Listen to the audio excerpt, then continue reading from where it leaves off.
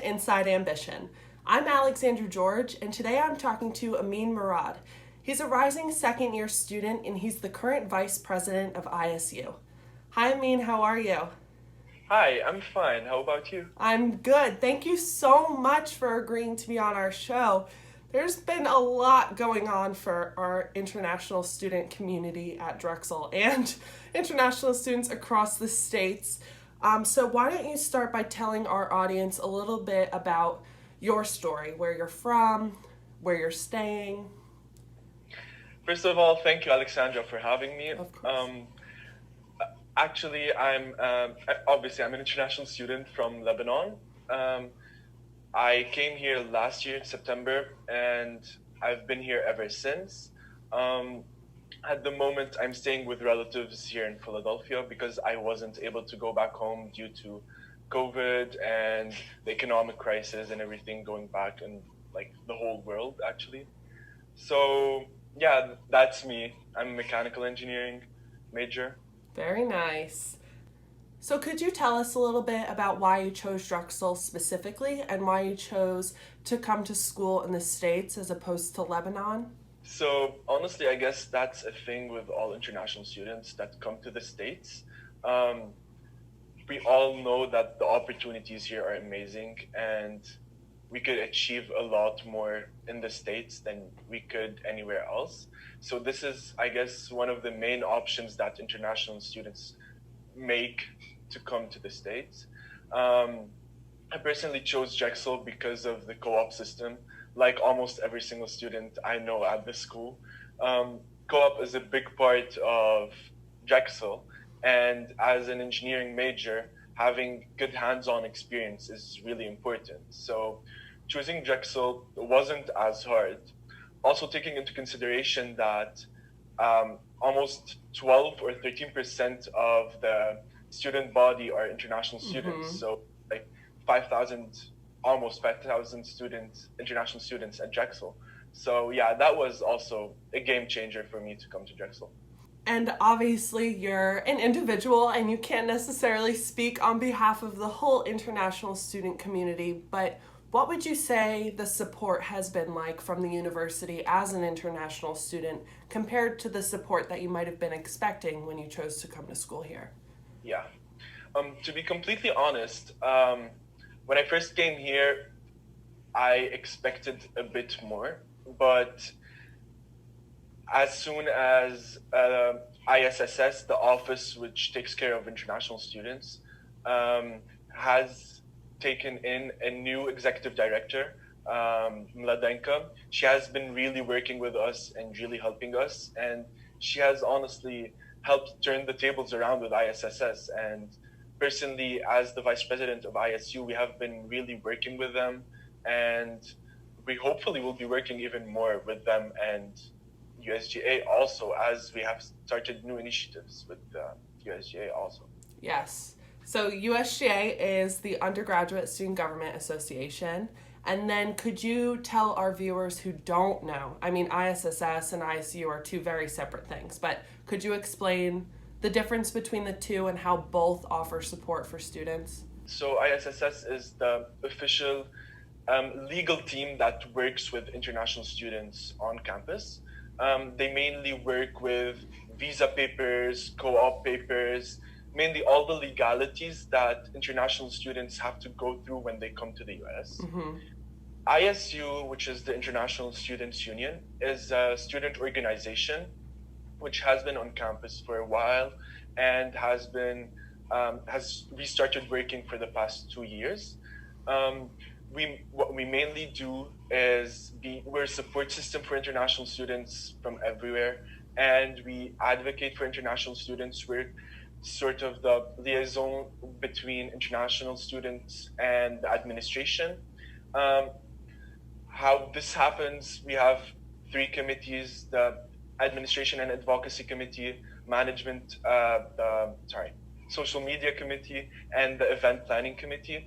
So I personally had the administration and advocacy committee, which works very closely to the undergraduate student government and administration when it comes to starting new initiatives, concerning international students or advocating for them in case things that shouldn't have happened, and in case bad things like international students sometimes aren't taken into consideration. So this is where we step in, and we're the acting voice of international students with administration. Yeah, for sure. And your voice has been a very powerful one, at least from what I have seen, especially in regards to what happened not too long ago now with the Trump administration and them calling and saying all international students need to leave the country if their university was operating online for the fall.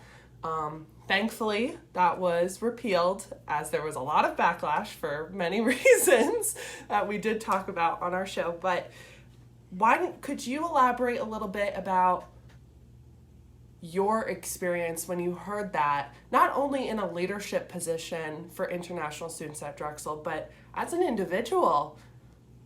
Yeah. So as soon as I saw that on social media, actually a friend of mine sent it to me. She was like, Ameen, look what's happening. I first thought it was a scam. I thought with everything happening in 2020, someone just wanted to go ahead and start a prank. But then I did my own research, just Googled stuff, Googled ICE, SEVP, and saw the guidelines, and they were actually solid. So I instantly started panicking. I contacted my parents. I contacted like the ISUE board. Did you guys hear about that? So it was kind of a big shock to us. We didn't know what was happening. We obviously contacted the university, and thankfully ISSS was there to answer to us. And the first thing we got was that, guys, don't worry. What we have been hearing is that Drexel is going to continue as a hybrid school. So the students that are in the US aren't in that big of a danger because we're hybrid, so we technically have in-person classes. But here, the main problem was that personally, I am supposed to be on co-op in fall winter. And ICE, SCVP, or ISSS have mentioned anything about students on CPT or on co-op. So even till this moment, I have no idea what's happening.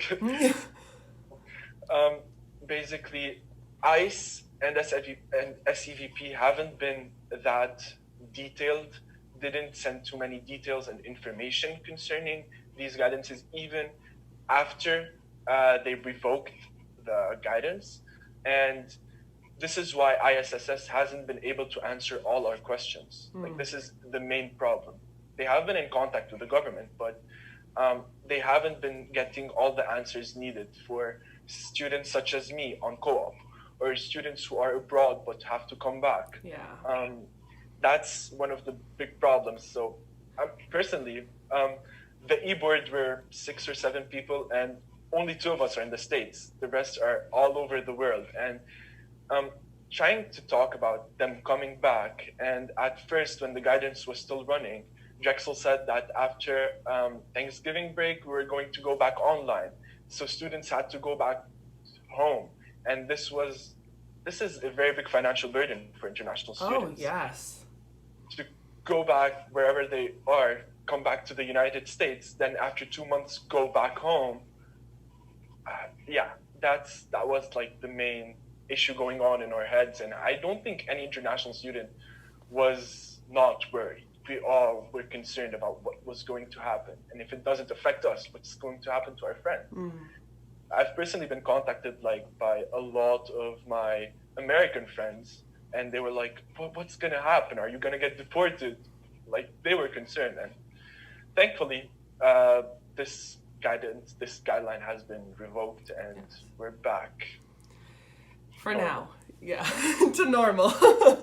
As normal as we can be.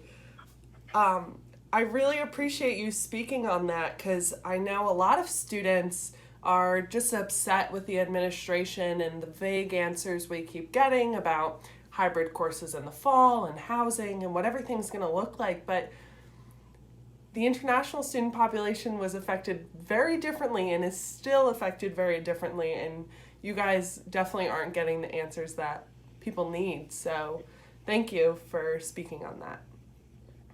Yeah, actually, when it comes to transparency and Drexel not giving us very detailed answers, yeah, this has been the running theme for the past year when it comes to a lot of matters concerning student and administration conversation. So, yeah, I guess this is a matter that thankfully has been have been processed well, and Drexel has been giving us more answers, but there's a long way to go yet. I think that was very well said. So, for students that are either interested in getting involved with ISU or students who want to know more about what ISU is doing, where can they go? What can they do?